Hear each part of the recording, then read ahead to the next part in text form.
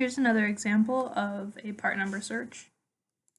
And so to be clear and to use the correct terminology, this is a part number that we need to search. So we're going to search it. This is copied from a title.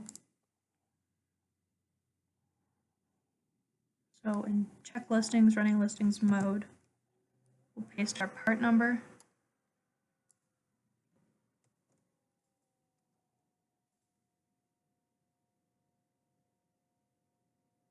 All right, and then we get 48 results.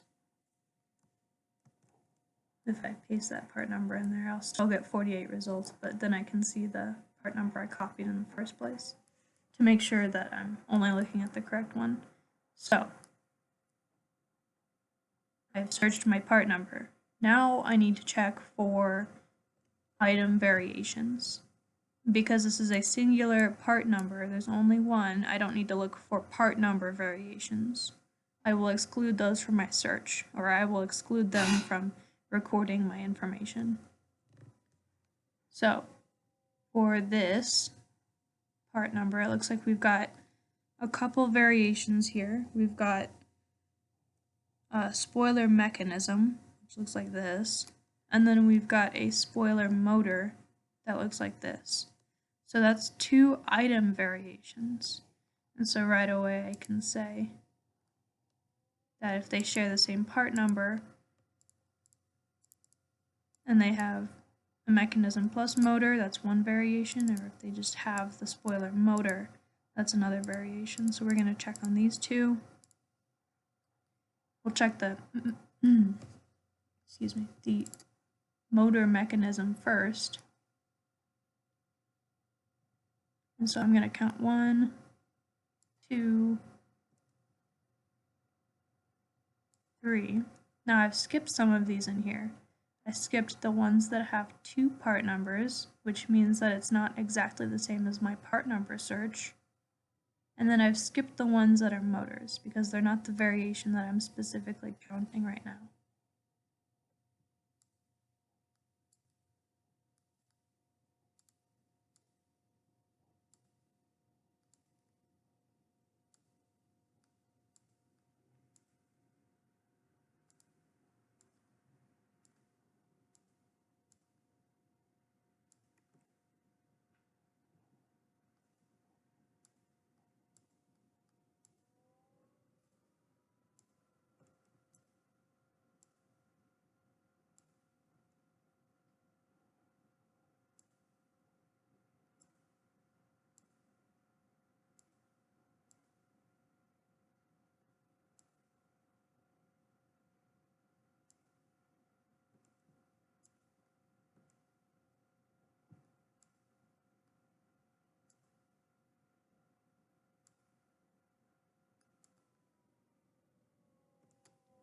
Okay, so I counted 38 of those. And so I would record 38. And then I would need to keep 36 of them. Record 36 to be delisted. We are keeping all but 2, or we are keeping 2 only. And then we'll go through and count how many spoiler motors there are. Now that we've done all the mechanisms.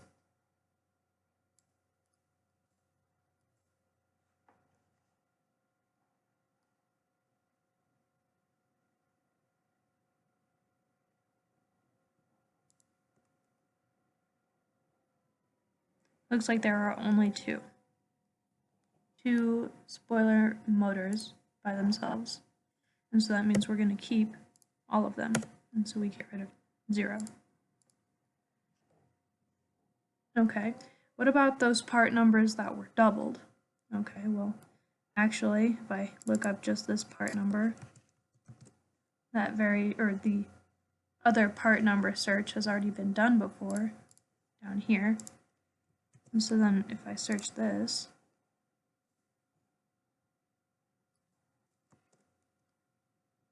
we'll see what I get.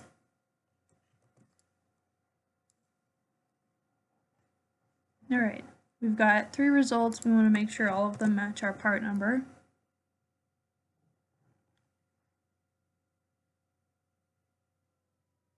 Okay, so all 3 of these match our part number, and then do they have multiple part variations or item variations? It looks like they're all going to be spoiler motors, spoiler motor mechanisms. And so there's just one variation of item, and so that would mean we're not going to add any kind of comment to this. And we have a total of 3. So we've got 3 here, and we want to keep 2, so we'll get rid of 1. Okay, now whenever you've got 2 part numbers or more, you'll need to check for part number variations, which will just be switching the order of these. And so then I'll look this up and see what I get.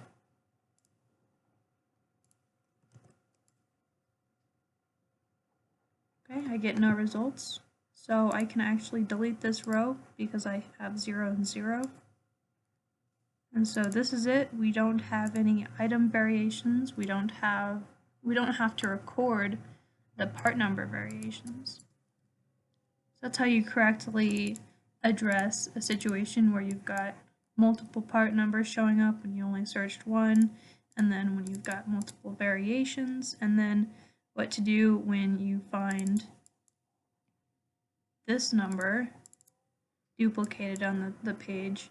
So like when you search this part number, you get 3 results over here. You want to make sure that what you're checking is the single part number that you're finding.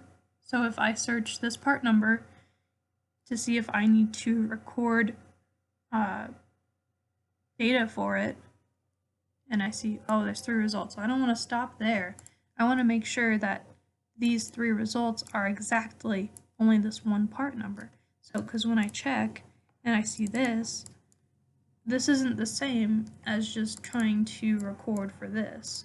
As I showed, there's completely different results when you do that. And so make sure that you're thoroughly checking this document to make sure that you're recording everything correctly.